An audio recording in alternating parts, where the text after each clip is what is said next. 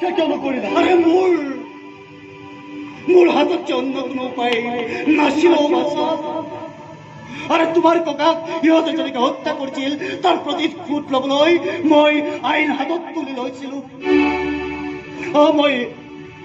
মই অপৰাধ কৰিছো, মই ভুল কৰিছো। মোক তুমি এৰেষ্ট কৰা। আজি মই বৰ নিৰুপায় হৈ পৰিছো দেউতা। মোৰ এনেকুৱা লাগিছে মই যেন দুখন নাৱত দুভৰি থিয় হৈ আছো। এফালে তেজৰ সম্পৰ্কক ৰক্ষা কৰা আৰু আনফালে এই খাকী পোচাকযোৰৰ সন্মান আৰু পবিত্ৰতাক ৰক্ষা কৰা। এতিয়া তুমিয়ে কোৱা মই কি কৰা উচিত দেউতা? তুমি তোমাৰ আইন মতে আগবাঢ়ি যোৱা। তুমি তোমাৰ আইন মতে।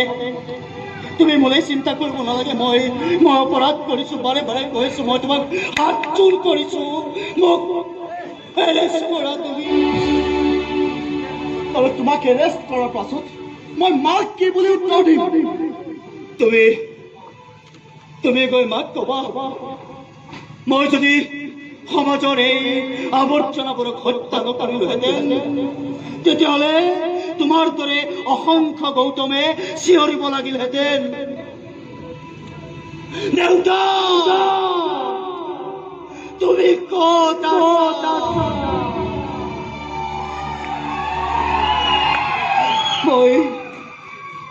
মই তোমাক হাত জোৰ কৰিছো বাচ্চা। তুমি তোমাৰ হাকী পোচাকযোৰৰ সন্মান ৰাখি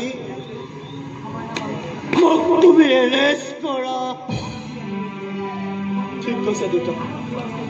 এই পোচাকযোৰৰ সন্মান ৰক্ষাৰ স্বাৰ্থত মই তোমাক এৰেষ্ট কৰিবই লাগিব। এৰেষ্ট হিম।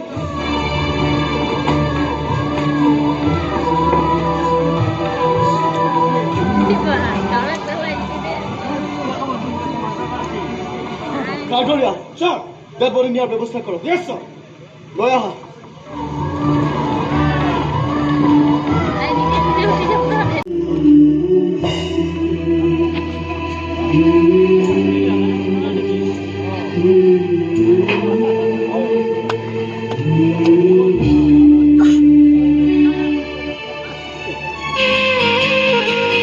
ভাগি গ'ল সকলো হেৰাই গ'ল মৰমৰে ঘৰখন পলকৰ